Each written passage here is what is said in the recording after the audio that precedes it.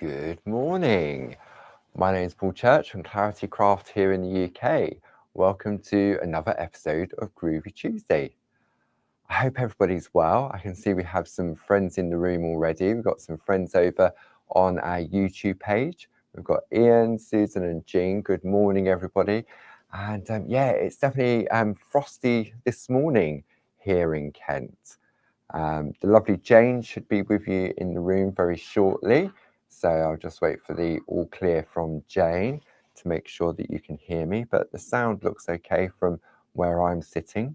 So yeah, I wonder whether Mo is going to be the first one in over on Facebook. Mo is normally the first one there. Oh, Sharon beat her to it this morning. Good morning, Sharon. Welcome. Lovely to have everybody's company. There we go. Can see everybody. As soon as that chat starts to go, I can see that everyone's finding us. Good morning, Sue. There we go. Lovely. Jane, all is good. Thank you very much, Jane. So lovely Jane Carpenter.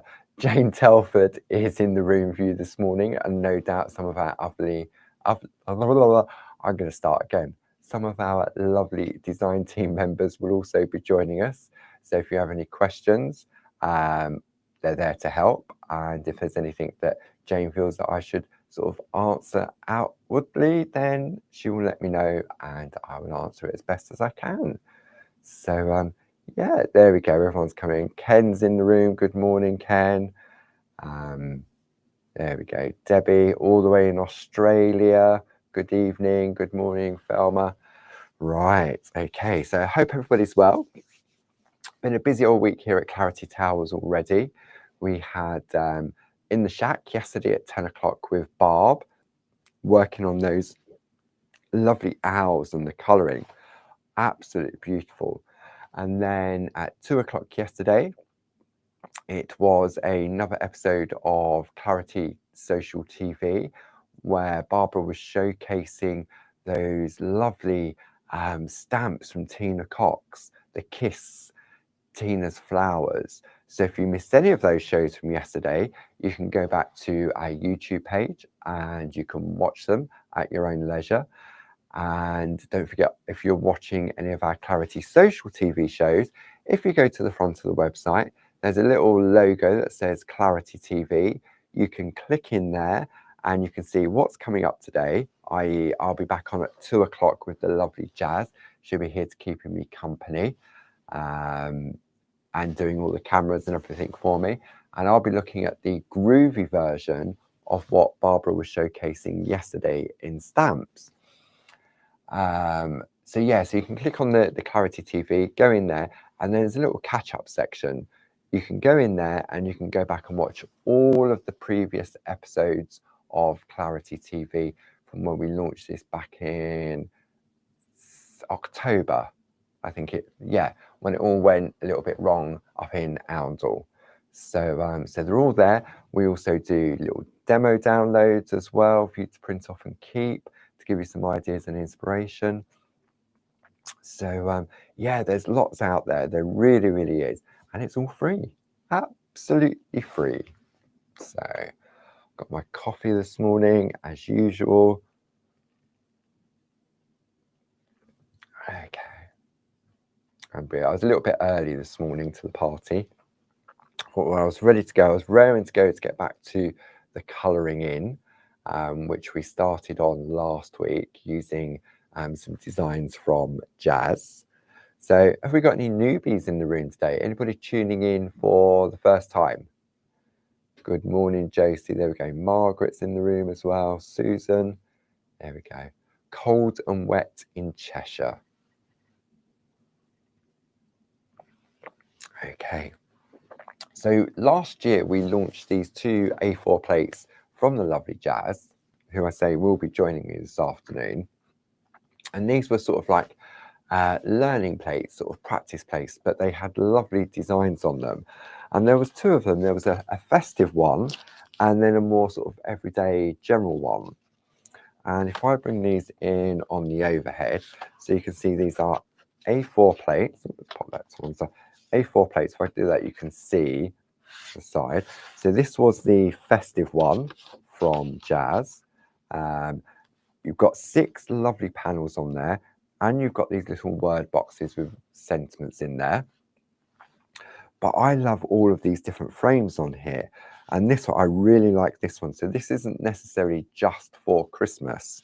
You've got the stars, you've got the candles, you've got your bauble, your mistletoe. So lots of many of our friends were using this at Christmas for looking for quick and easy cards. And if you have our Pergamano coasters, they've been designed to fit perfectly inside those. So if you've joined up on the Mini Makes Facebook page, and I know many of you have, how many friends have we got over there now, Jane, on our Mini Makes and ATC page? I think, was it about 800, I think you said yesterday. So these are perfect for concentrating on little mini makes as well to kickstart your inspiration. Then we have the Rosie plate, and this is the one we've been looking at. So if you want just the Rosie plate on there, maybe you're tuning in for the first time. 850, Jane. Wow, goodness me. So we've got the rose, we've got a thank you, we've got a triple rose, the calla lilies, a heart, and I know I say this again, I love this flourish and this scroll in the corner. So what we've been doing, we've been using this one here to work towards, and we looked at using the basic grids, which Barb was showcasing on Friday during the worldwide launch of the I'm going to call them Rishi Lou plates from Linda Williams, and it was that idea that Barb had of the bringing forward and pushing back with the designs. And if we have a look at a couple of pieces, these were some. I'm taking my inspiration from a piece of artwork that Josie has created. Now Josie's ignored the square frame, and she's used our Pico circles to cut this one out. And if I bring this up, you can see that lovely dotted design in the background. Okay, so if I bring that back down, and let's just have a look. I'm going to bring this plate in here. So if you go for if you want it more circular, and will it fit in the coaster? Not so well, but the actual design will. And if you take the square frame like what I've done, then that will definitely fit in there. Okay, so you've got this lovely frame that you can put anything in there. If you went for some of the designs we've got coming up this afternoon, these are perfect for fitting in all of these different. And this frame here, I know I digress slightly, I like this, but imagine turning it that way and putting something like that in the middle. So really, really lovely. Then, so you've got your frame, and you've got frames on all different ones. Take the design exactly how it comes by introducing those lines in the background. But what about if you miss out every other line? Because as you know, with Groovi, you can do that. So let's have a look at this one here. So all of a sudden it opens up that area. And if you like that technique, the technique that Barb was sharing with us on Friday, let's bring these over to this side here, where you can do the embossing with the grids and the perforating. So let me bring this one up like so. Okay, and I love that effect, the innie and the outie. It gives it that real sort of strength to it, doesn't it? But maybe you just want to do all the perforating like has been done on this one. If I bring this one up here, there we go, you can see. And what it's done is there's no white work on here apart from just the line art. And what it seems to do is it brings the line art to the forefront and the perforating to the background. maybe you're not into your perforating just yet, use them to emboss the dots, because that is the beauty of our grids, is that you can use the grids to both emboss and perforate as well. Question from Pat: if you use the ordinary circle dies, would it fit in the coaster? Oh, I don't know. I think I may have my dies around the back. Let me just grab them whilst you're looking at that artwork. I'm sure I've got my basic dies here. Let's have a look. Ooh, squeeze in behind the cupboard. Okay, let's have a look. Very good question, because I think it would look lovely in a circle on the inside, wouldn't it?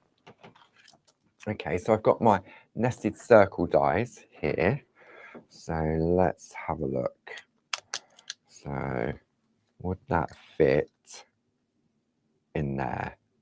Yes, it would. So this one is, look, mine are all, let me take this to one side. Let me rearrange these and I'll tell you exactly which one it is. Oh, not even on the right way. So let's take all these off. Yeah, then so it looks as if the nested circle dies will fit within. Right, all right, I'm going to get away with that one. Let's just put that one in there, then take the next one. So you're making me tidy up now. Okay, that one goes on there. That one goes on there. That one on there. That one goes in there. That one goes in there. Okay, so from the inside, 1, 2, 3, 4, 5. So the sixth one from the inside will fit in there. 1, 2, 3, 4, 5. And the sixth one from the outside.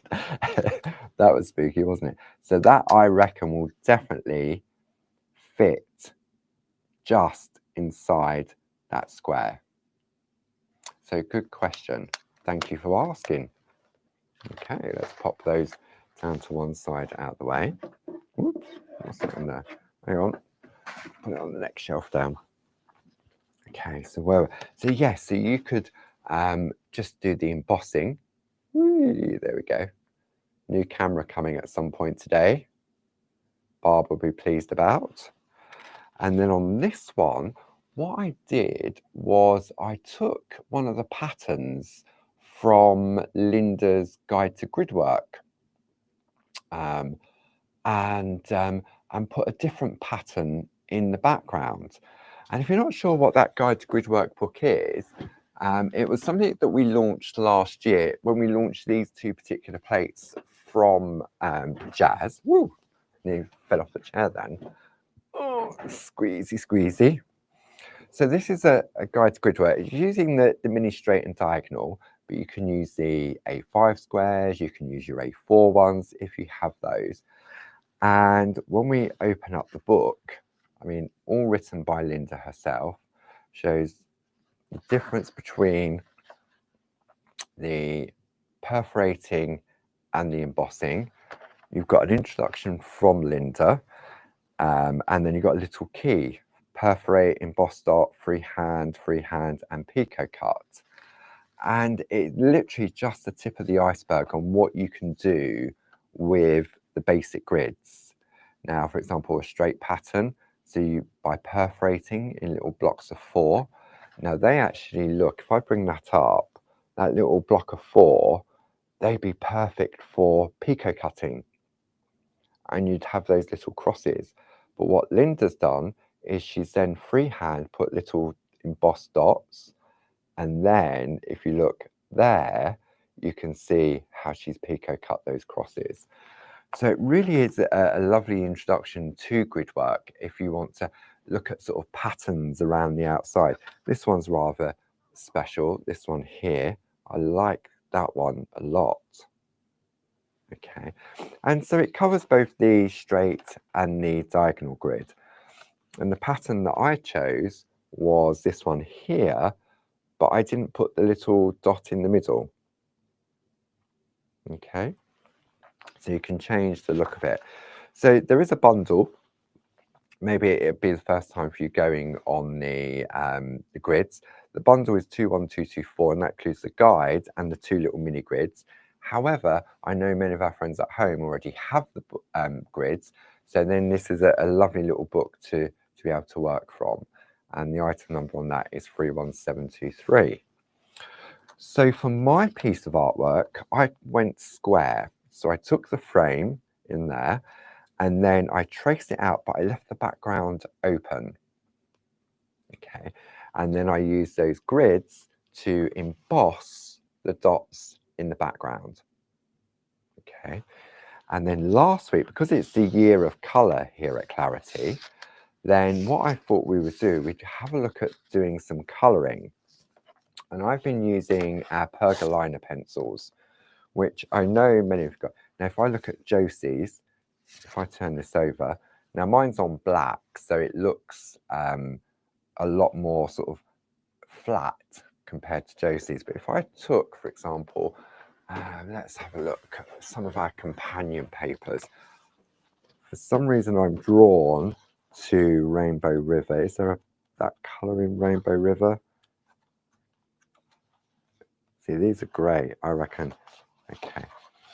So if I pop that on there, you can see how it changes the tones. But I reckon when Josie was colouring this one in, she used that lovely purple colour. Whereas on my one, I've gone for the yellows, the red and the orange in the B pencil. So there will be, no doubt, a colour in here that, see, I think that yellow would be a little bit too in your face, too bright. Let's have a look. So many to choose from. I wonder whether that colour might work. Yeah, that brings out the yellow more, doesn't it? So sometimes it might be easier to choose the colour of your backing paper before you decide what colour rose you want to colour in. Okay, so let's pop that to one side, out of the way. Okay, so I'm going to zoom in really closely now, because if I put this on a white piece of card, you can really see how bright that flower is. And we've been working on, what I suggested last week was working on one petal at a time and building up the colour. Now, if I take it away from the white and I introduce, say, the craft card underneath, it gives it more of a golden look, doesn't it? Okay. So what we're going to do is we're going to continue the colouring it, and we're taking one petal at a time. I started off with my base coat of using the yellow. So let me zoom in a little bit now. This is where I get a shock off a static off the camera. Hang on. All right, let's have a look. I'm coming in. Whee, there we go. Very close. Okay, let's pull my chair in. Okay. How are we doing? Everybody okay? I can see there's lots of chat going on in the room. And I think that's what many of you enjoy, isn't it? The chat amongst yourselves, and hopefully learning or picking up or just having the company, isn't it, for the next hour or so. Right, okay. Are we ready? Has anybody finished their rose? Has anybody done the rose? I'm sure some of you may have already. Okay, thank you to the lovely Jane. She's popping all the links up for the various different products. So if you're interested in any of those, then they're there for you to enjoy. Okay, so working on the back, and what we did last week is we took the B8, which is a wax-based pencil, and I put an undercoat down. So I just very lightly scribbled my colour on with no pressure on the pencil, and then I used the Dorso oil together with a spot-on sponge and a blending pen to blend out the undercoat. Then what we're going to do, we're going to now look at the next rose, because this is what I did next. So where's my Groovi guard gone? I'm going to use my Groovi guard to lean on, and I definitely need my glasses. So what was it? Josie mentioned something, but it's scrolled up the page already. Let's have a look. What did Josie say that she thought? I used the pink from the pergoliners, and I think it was a paley yellow, but she's had a few sleeps since she made that piece. Indeed. Okay. So I went a little bit heavy on the red last time, so it was harder to sort of blend out. So this time, all I'm going to do is just put a little bit of red, not so much. It's very, very faint, no pressure. And then I'm going to bring my spot on sponge in with some Dorso oil on there. Okay. And I've got a tip that I've already been using. I'm going to pick up some oil, tiny, tiny, tiny amount, and I'm going to test it on my parchment. See, look, this has already transferred the colour that was on the nib already. So for ease, I'm going to go for a new one. So I keep mine in my little container, which we also have on the website. So brand new nib, tiny little bit of oil, but there's way too much on there already. Okay. So let's have a look. So, right. If there's too much oil on your nib, then it will remove the colour, or it sort of blends it too quickly, if that makes sense.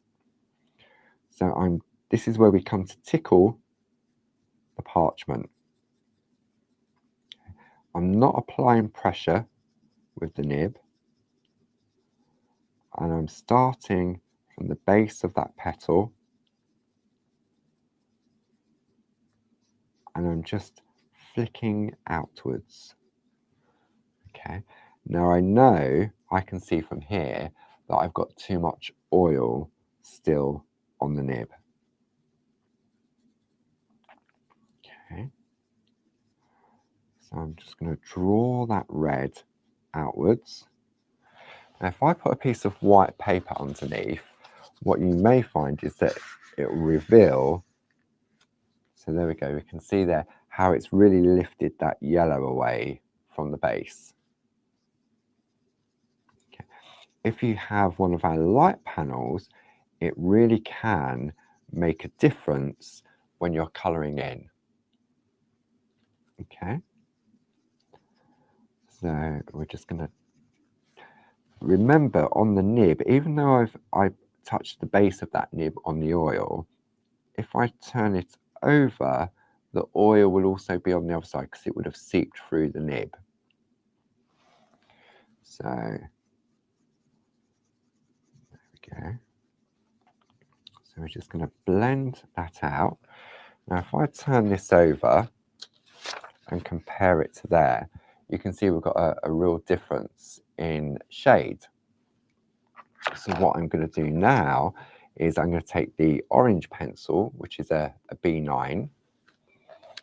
I'm going to turn over and I'm going to scribble some orange over all of it. Okay, just like so. Now, while I've done that, I'm going to let that rest for a moment, and then I'm going to take my red pencil again, and I'm just going to put a little line of red around the outside. It really isn't much because the red is quite overpowering. So now I'm going to take my nib, and it is working one petal at a time. Need a tiny little bit more oil. So it's one of these processes, you just build it up very slowly.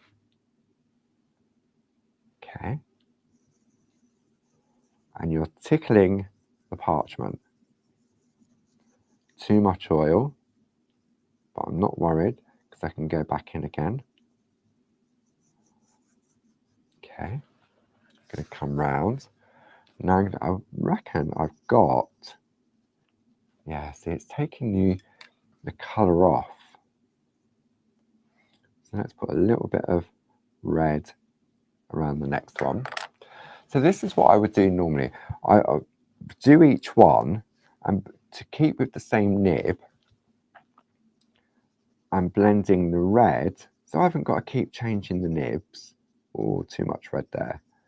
So that I don't have to keep changing the nibs. This one nib in this particular colour will allow me to do all of the rows. Okay, like so. So we're going to work our way round. Let's put a little bit of red just along. You can see it really is just that tiniest amount. And then when the red starts to stop moving, then that's, whoops, I've just kicked the bucket underneath, the bin's underneath, just kicked it. And we're just slowly blending in one petal at a time. And you can do any sort of colour combination that you choose. But I love the effect of the yellow with the red and then the orange over the top. And I think back in the past, on one of the previous episodes of Groovi Tuesday, I moved away from my favourite colours and I tried something different. I think it was, I can't remember now, but I think it was sort of Jane and the lady said, right, why don't you try this colour? Why don't you try that colour? And I was really pleasantly surprised with the outcome, the result that I got. So, so sometimes it's worth, if I know many of us, speaking personally, you always have your favourite colours, don't you? And you always go sort of down that colour palette. But sometimes it's really good to sort of think, you know what? You know how Barb was saying yesterday when she was stamping out, having several on the go, one for test, one for best, and then maybe another one. And it wasn't sort of about the batch card making, but it was because you had all the stamps out, then it was a good way of sort of doing different techniques on. So maybe you could do the same, do all your tracing out, and then have a look at using different colours. So let's put a little bit of red just around. I mean, you could, I just find it easier to do one at a time. And then for me, it doesn't feel as if it's that overwhelming because I'm concentrating on one at a time, so to speak. Now the red's starting to stop moving. So I'm going to go back in to my spot on sponge. But you can see there, look, see, I'm just dabbing. Pat's the purple girl. I reckon Jane's the pink. Okay, I was going to say, Jane, guess what? Which one is my favourite colour from the B pencils? Go on then, Jane. Which is your favourite colour from the B pencils? Okay, let's have a question. What is everybody's favourite colour when it comes to colouring in your artwork? Or does it vary depending on the design you're working on?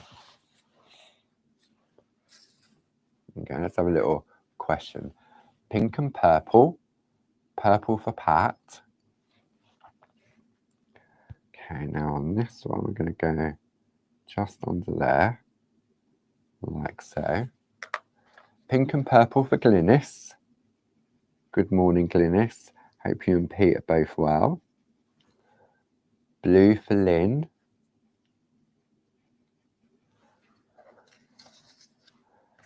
What else we got?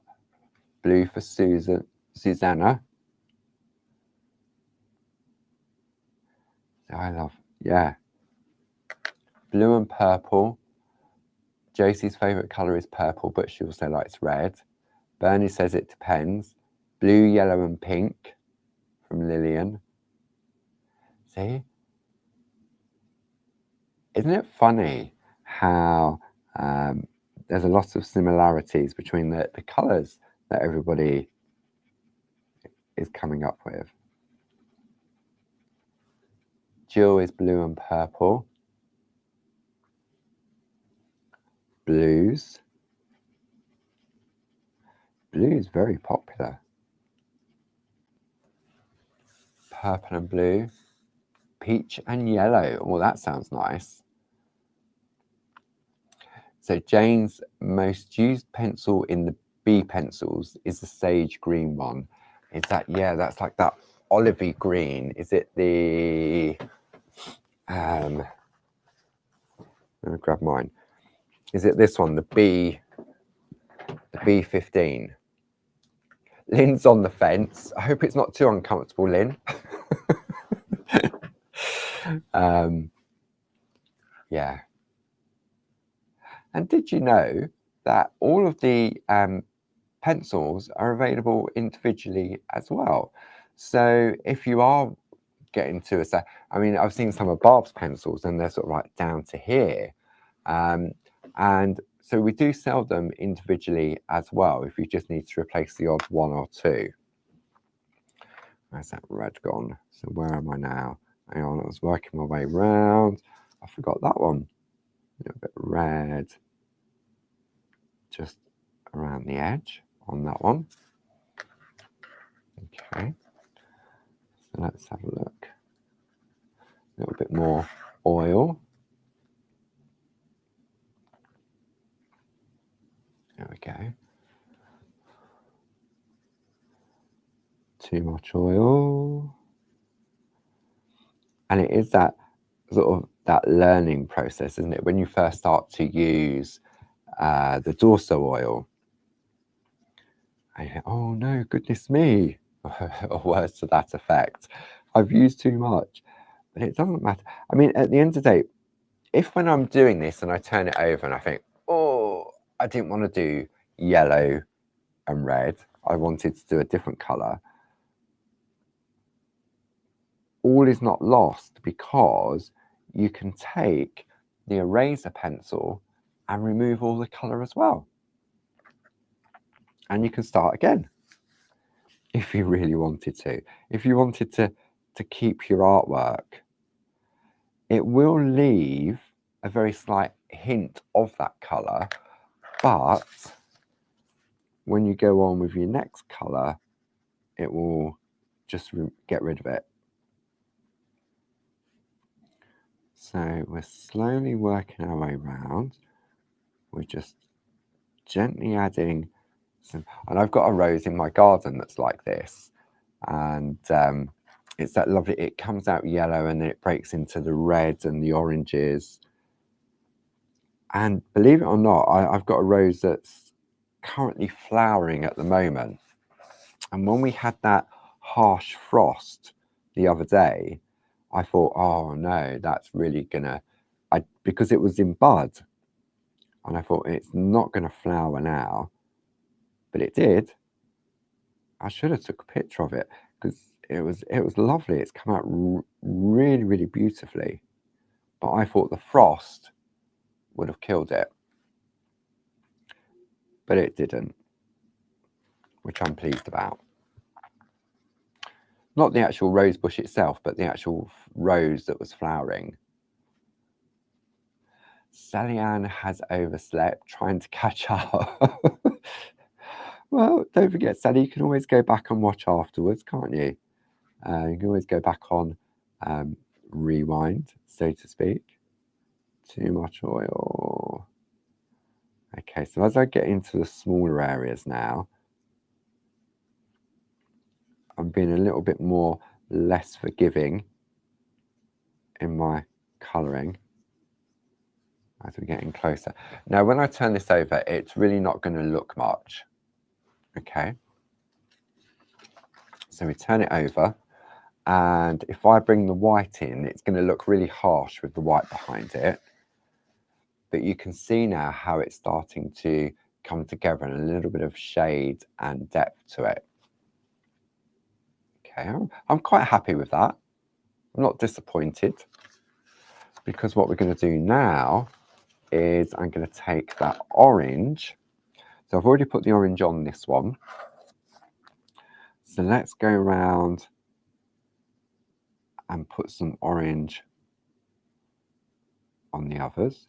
Now, if you feel that your red is a little bit too intense, don't forget you can take the eraser and lift some of that colour off as well. Okay. So, and for that, just to lift it off gradually, I would go for the pink end. If you've got the double-ended eraser, I would go for the pink end because it's softer and just takes it off gently. So if I describe the pressure I'm applying, when I'm scribbling over the top, okay, I'm just doing that. What I'm not doing is going on like that, because I don't need to go on as intense. And also by going on hard, it creates that wax seal, so it makes it a lot harder to move the colour around and blend it in. Okay, so gently does it. And if I go over these edges here, I'm not worried, because I can take my razor and I can rub it all out as well.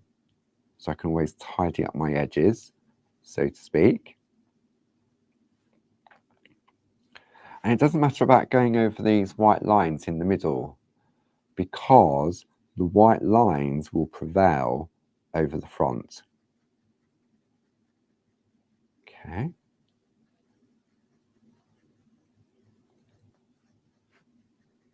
How are we getting on? Everybody all right? Karen's late to the party after a school run. No worries. We're here for the next, goodness me, 25 minutes to already. Where does the time go?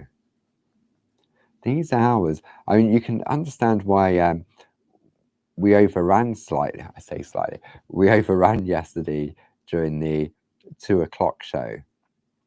But you know, we can.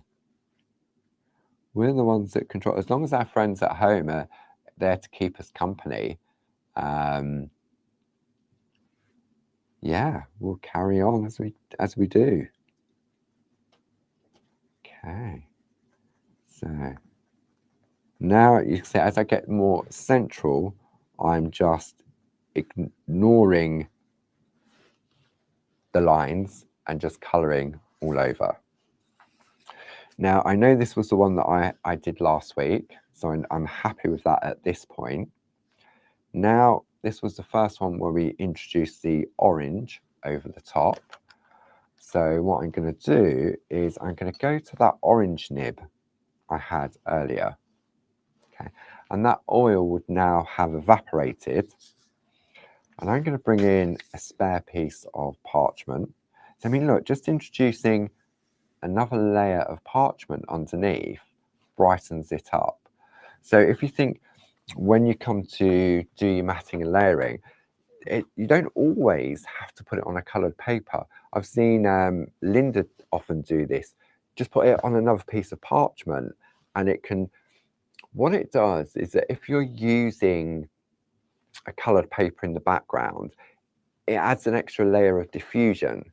So, for example, that bright yellow I was looking at earlier from Rainbow River, let me show you, because I've just remembered this, because I think the yellow would look lovely.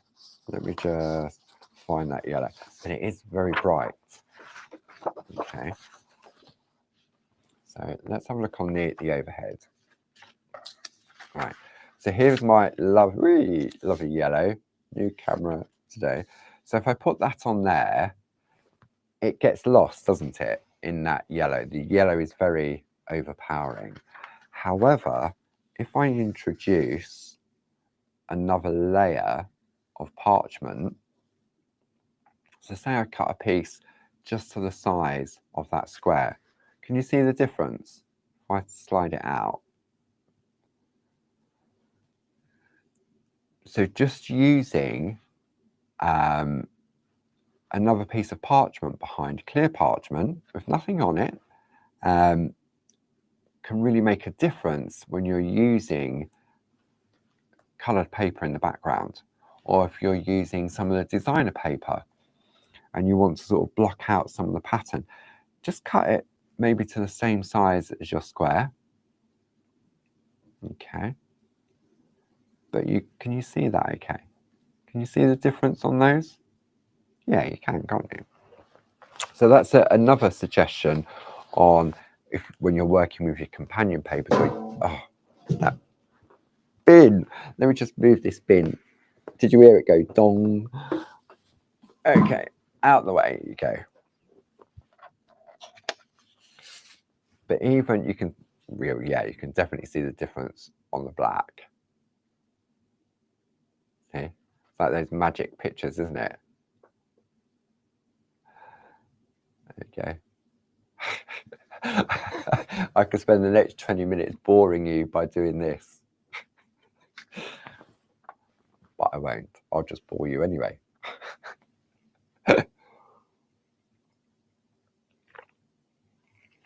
Oh, stretch the neck. Lift the shoulders.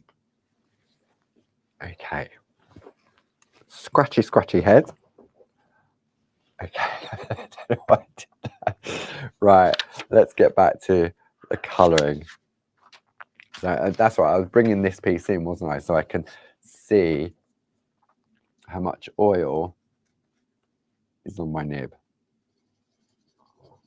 You see, it's picked up that colour. Pat likes it on the yellow. Okay, glasses, definitely need my glasses. And if you're not sure about your colouring, just trace the image. Like for example, the rose. Maybe, I love this particular rose. You could have a row of different roses and colour in with different colours and just have like a key underneath, so what colours you've used, so that if you have your favourite, then you've got something to go back to, haven't you? Maybe get a little bit more adventurous with your colouring and go for different colours, like some of the colours being suggested in the room this morning. Because if you combine the pergoliner pencils with the Faber-Castell set of 12, you'll come up with some really nice colour combinations. Okay, so much happier with that now, and I'll turn it over shortly so you can have a look. So now what we're doing is we've got the base coat of the yellow, then a little bit of the red, which was blended out. Then I put the orange over the top, and now just in a light circular motion, I'm bringing all three of those colours together. Okay, and I'm still concentrating on one petal at a time. Rather than go all over it, it can often become a little bit muddy. Okay, and you can go over it several times. You can allow the dorso oil to evaporate. So I can see here it's not moving. So what I'm going to do now is turn my nib, because I know there will be oil on the other side. Just like so. There we go. I mean, it really, there's a lovely selection of colours in those Faber-Castell pencils. Where did I put them? I think I put them round the back. What's missing off of there? Something's fallen. Oh no, I took the book off of there, didn't I? Let me just find those Faber-Castell pencils, because they really are, they've got a lovely set of metallics in there. You've got a gold, a silver and a copper. But here we go. These are the Faber-Castells that all work perfectly in harmony with the pergolina pencils. You've got this lovely sort of light yellow, the flesh colory pink, and this light blue. And then you've got your greys as well in there, because the pergolinas don't have any greys in them. So this is a real sort of good add-on to your pergolina pencils. Okay. Right, so where were we? So working our way around on this side here. Let's just move that out a little bit. And it really is just very light circular motions. I can get right up to the edge, but I know if I put the light panel on underneath this, I may think that I've gone right up to the edge, but I haven't. But when you turn it over, you wouldn't really sort of notice it. Jane's saying the pale yellow and the pale pink would make a great combination. It would, wouldn't it? Yeah, that would be lovely. See, sometimes I sort of struggle with putting colours together. And that's one of the great things, with it being Year of the Colour this year at Clarity, watching Barbara as she works and brings the colour of the ink pads together. It's a real sort of good way of sort of learning how to combine, because I think, oh yeah, that would work.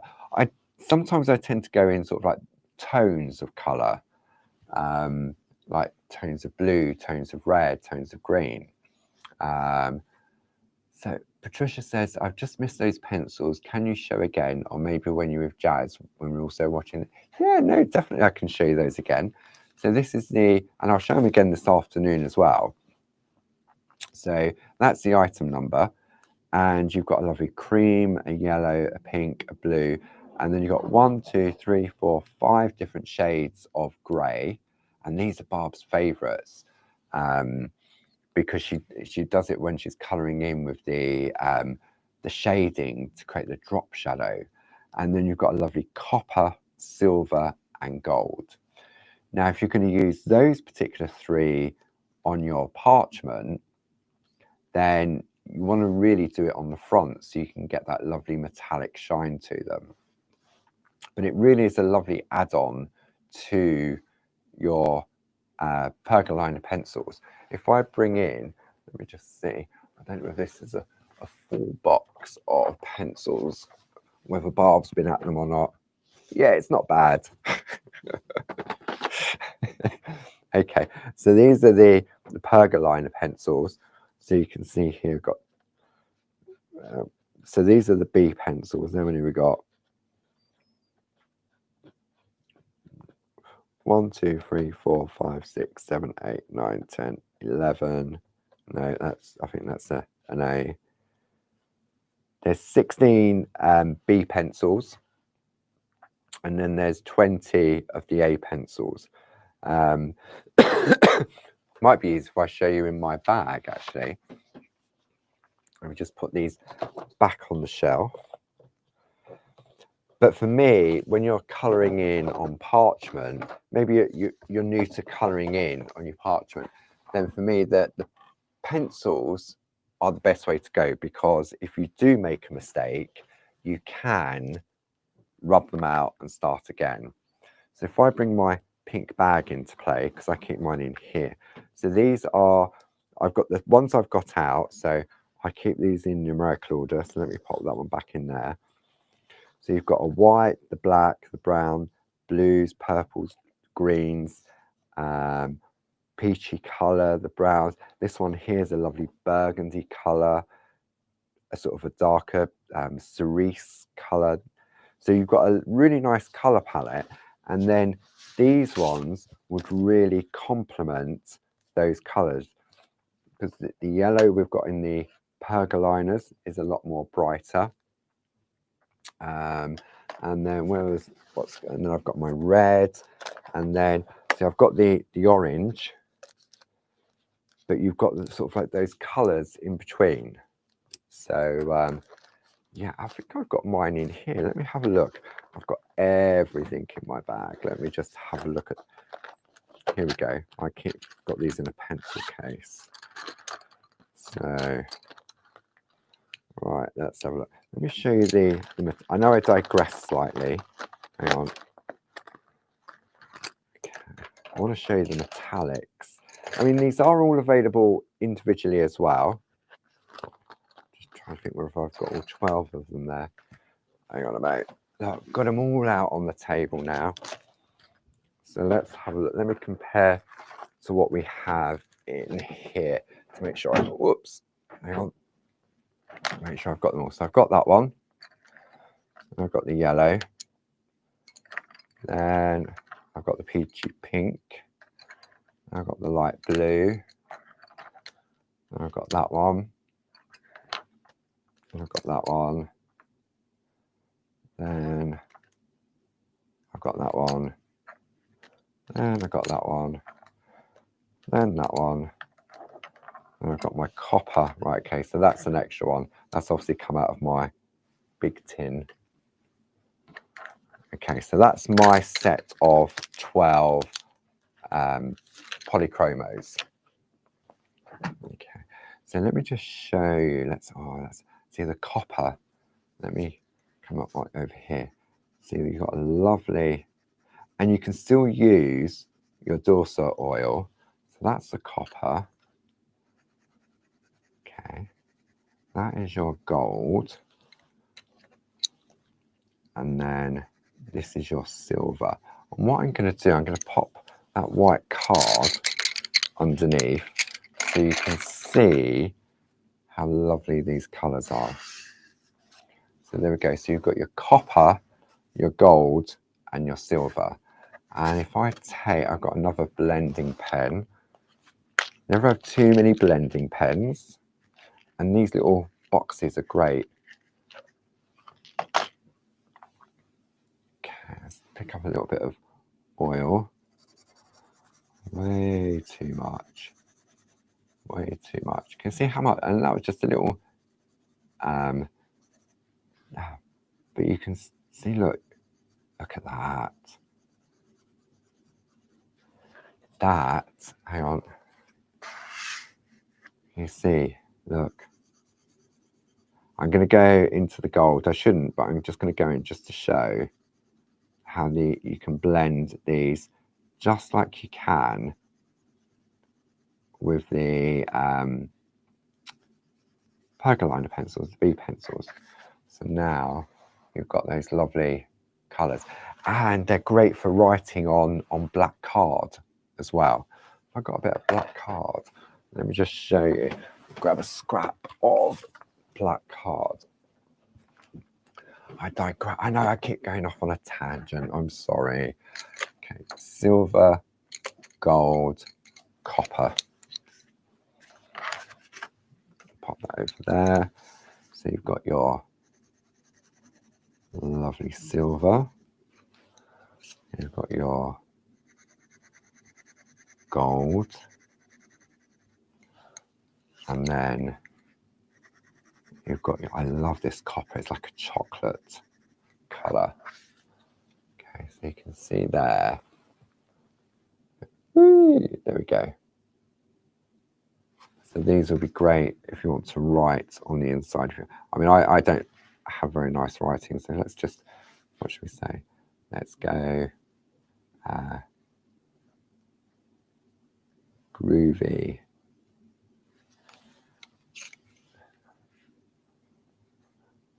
Groovi. And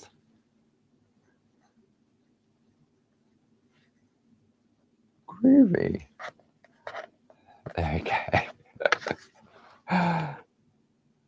Oh, lovely.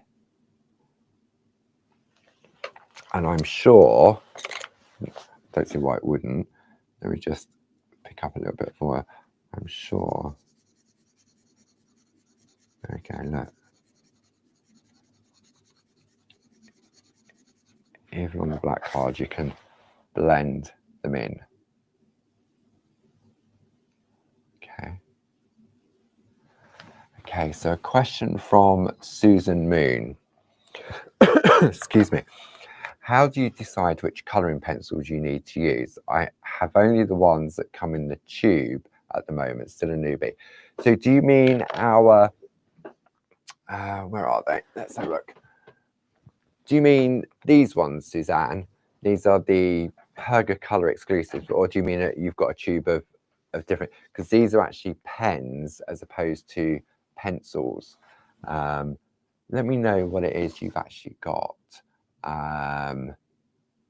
Yeah, I'll just watch the comments as it pops up. Goodness me, is that the time? But if you've got the tube of Pergamano Perga colour pens, then these are lovely to work on parchment and also for your everyday colouring as well. And if you go back and watch 2 o'clock yesterday, Barb was using these on a mix mat with a water brush and using them to colour in that lovely designs from Tina Cox. These work beautifully, obviously, on parchment because they're created by. Okay, so Suzanne said yes, these are what you've got. So you've got the pens. Okay, so when you're working with the pens on the parchment, you've got various different options. You can go direct to the parchment and colour, and as you'll know from the tin, they're double-ended, aren't they? So you can go into really fine detail. But what you can also do, and I've covered it on several Groovi Tuesday episodes, and it was a fluke. I found it out not by chance. I was playing, and if you scribble the colour out onto a mix mat, and then you take a water brush, never been used for water, it was just straight out of the packet, and you use a water brush, you can use that to colour on your parchment, and it gives you a softer tone, and it's a little bit more forgiving. Sometimes when you're working with the pens and you keep going over the same area, it can cause the parchment to fluff up. It breaks the fibres down on the back. So the idea is to go on very, very lightly. You can go on layers, so do one layer of a colour and then leave it to one side and then give it about half hour to an hour and go back in again with the same colour if you want to. For me personally, when I first started, it was the pencils that helped me learn how to colour on parchment. But I know I've definitely covered the Perga colour pens in some previous episodes of Groovi Tuesday. So go back, I mean, there's hours and hours. Can you blend the pens with the aqua pencils? Good question. I don't know. Any of our lovely design team, have they ever given that a go? I wonder, I'm guessing you would probably scribble the pencil out and then scribble the pen out. I wouldn't try and contaminate them, and then use a water brush maybe to mix the colours together. I don't know. I'd never even considered that. Has any of our lovely designers, or has anybody at home tried that? Tried combining, mixing the pens with the pencils? That could be a new thing. Glennis says purple and orange make a peachy colour. So sometimes it's just, if you've got like a spare hour or so and you've got a piece of parchment and you've got just a little image, even if it's just a circle or a square, just try playing around with colour. Try mixing the pens with the pencils. Can I use the pens on the front too? Yeah, you can definitely use both the pens and the pencils on the front. The only suggestion I would have is when you're working on the front of your parchment, because the line art is raised, the fibres are exposed. So if you're doing it, you need to be careful that you don't touch the white line, especially with the pens, because the colour can bleed into the line art.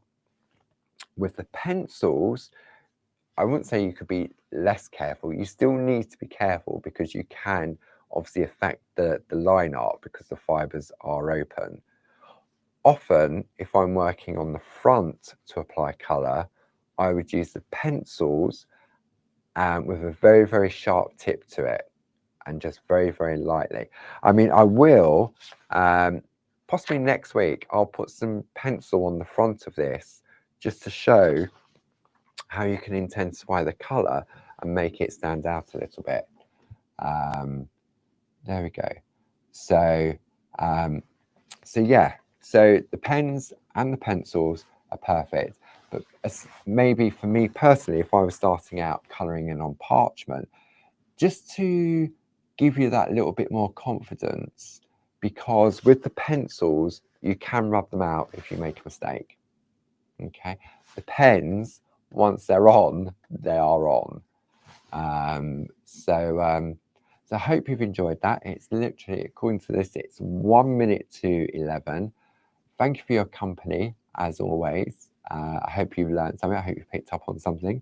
Thank you to Jane and the design team, as always.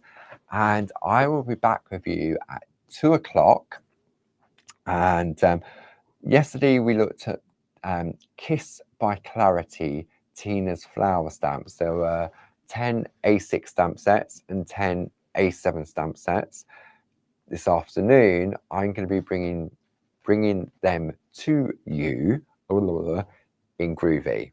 So we've got some A6 plates, we've got some spacer plates, and we're going to be having a look at some artwork, and we'll just have a look at little tips and tricks throughout the hour. And obviously I'll have some company with me, the lovely glamorous Jazz, and she'll be here to help and also ask questions that maybe nobody at home wants to ask. So enjoy the rest of your day, and I hope you can come back at 2 o'clock. Thanks very much, everybody. Bye.